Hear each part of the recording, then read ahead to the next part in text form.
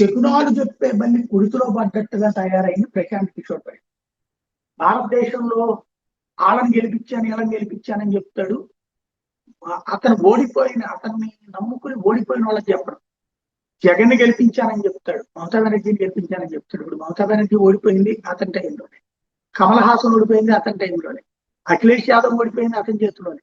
గెలిచిన వరకు ప్రచారం చేసుకుంటాడు, ప్రాపగాండా చేసుకుంటాడు, ఓడింది మాత్రం కవర్ చేసుకుంటాడు. తనకి తనే ఒక పార్టీ పెట్టుకుని జన స్వరాజ్ పార్టీ అని మొన్న బీహార్ ఎన్నికల్లో పోటీ చేస్తే 3% ఓట్లు వచ్చేడికి 30 చెప్పలు పడ్డాడు. కనీసం ఒక్క చోట ప్రభావం లేదు, తనే డిపాజిట్లు కోల్పోయాడు. ప్రజలు చేత్కరించారు.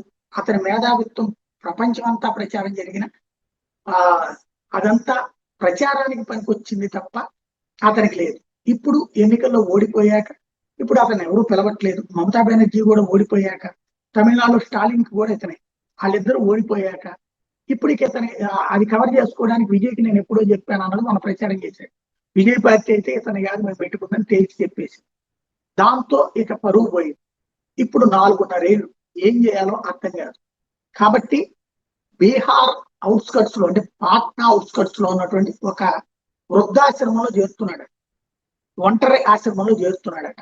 4.5 సంవత్సరాల పాటు అక్కడ ఉంటాను, ఎలక్షన్స్ కు ఒక 6 నెలల ముందు బయటకు వస్తానని చెప్తున్నాడు. తద్వారా ఆయన్ని పక్కననే ఒకప్పుడు ప్రధానమంత్రి అయిపోదాం అనుకున్నాడు, బీహార్ ముఖ్యమంత్రి అవుదాం అనుకున్నాడు, ప్రధానమంత్రి అవుదాం అనుకున్నాడు. అలాంటి వాడు ఇప్పుడు చివరికి వృద్ధాశ్రమానికి పరిమితం అవుతున్నాడు.